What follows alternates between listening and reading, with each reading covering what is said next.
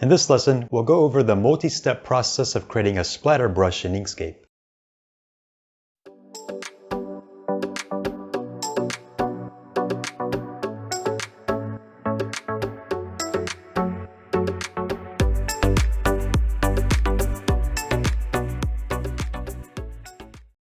The first thing we need to do is create a circle. So let's switch to the circles and ellipses tool here, hold Ctrl and create a small circle.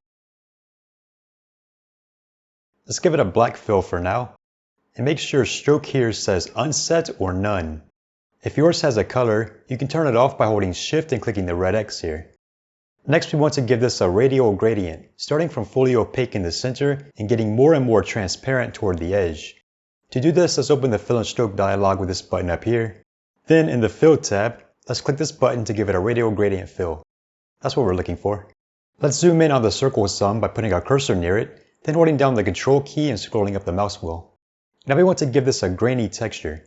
For this we can use the Noise Fill filter, which is located in the Filters menu under the Overlays category. Let's go ahead and click it to open the Noise Fill dialog. Let's move this out of the way and check Live Preview. So yours probably looks different from mine because you likely have different settings here. One thing we want to do is have turbulence type here set to fractal noise. And we can play around with the other settings to get different results. Also, if we go to the Noise Color tab up here, we want to have all of the color channels set to 0, particularly the alpha channel. And as you can see, because we use the radial gradient from fully opaque in the center to fully transparent at the edge, the circle starts out less grainy in the center and gets more and more grainy towards the edge. Okay, when we like what we have here, we can click the Apply button at the bottom of the dialog and close it out. Alright, so one thing to note about filters is that when we apply them to an object, they just get superimposed on the object and don't actually become a part of the object itself. If we switch to the Select tool and move the object around, we can see that the filter gets refreshed. What we want to do is vectorize the circle along with its filter. To do this, we can use the Trace Bitmap dialog. However, Trace Bitmap only works on images, so we need to turn the circle and its filter into an image first. We can do this by going to Edit, Make a Bitmap Copy. Now we have a raster image copy of the circle and its filter. Okay, now we can use the Trace Bitmap dialog to vectorize this image. To open the dialog, let's right-click the image and choose Trace Bitmap.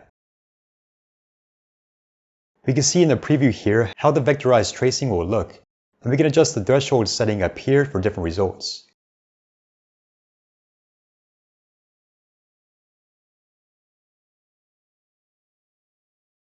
I think that looks pretty good, so I'll click the Apply button, and now I have a vectorized version of the image. If we want, we can smoothen this out a bit by going to Path, Simplify. I'll use the shortcut Ctrl L to do it a few more times. That's better. Okay, to use this as a brush, we can use the Spray tool located here. With this tool, if we click and drag in the canvas, we can very quickly create copies of any objects we have selected. In the controls bar, we can do things like change the width of the tool,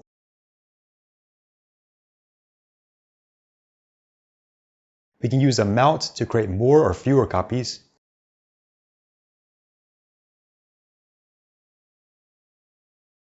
we can use rotation to add a random rotation factor to the copies, and we can use scale to add a random scale factor.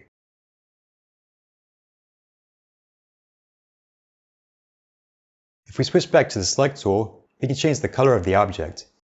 Then we can go back to the Spray tool and make copies using the new color.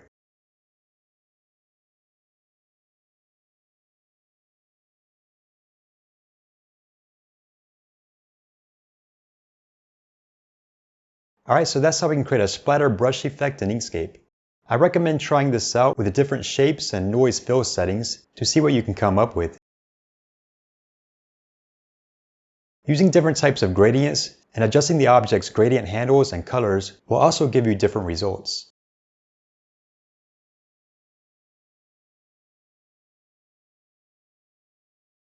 Okay, thank you very much for watching, and I'll see you in the next video.